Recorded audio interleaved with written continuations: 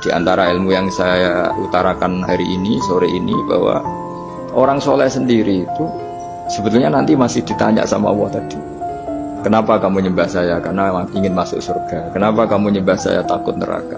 Lalu kamu tidak hormat saya, kata Allah, ketika saya tidak bikin surga, tidak bikin neraka. Artinya mereka sadar bahwa ibadah itu harus murni karena Allah Subhanahu wa ta'ala, bukan karena takut masuk neraka, juga bukan karena ingin masuk surga.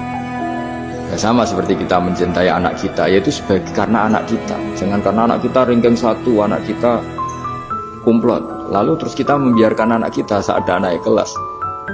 Toh tetap anak kita.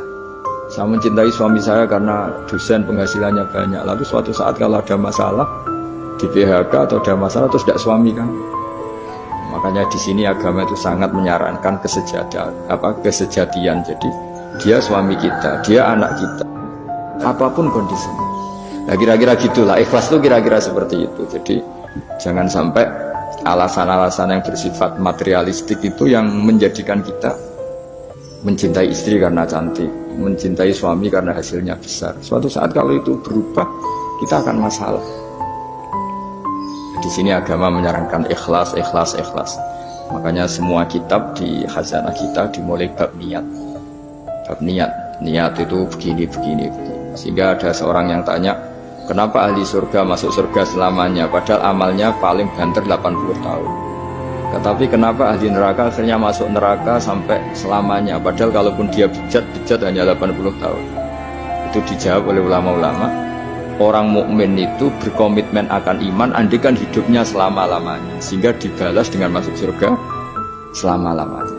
Sementara orang yang fasik, yang berbuat hanya mengumbar nafsu, bayangan dia kalaupun hidup 1000 tahun ya akan begitu terus. Dan dia ketika mati dengan status dia berencana andikan sehat maksiat terus. Karena punya rencana seperti itu diganjar neraka yang selamanya. Maka saya mohon niat ini juga yang harus mengilhami para rektor, para dosen.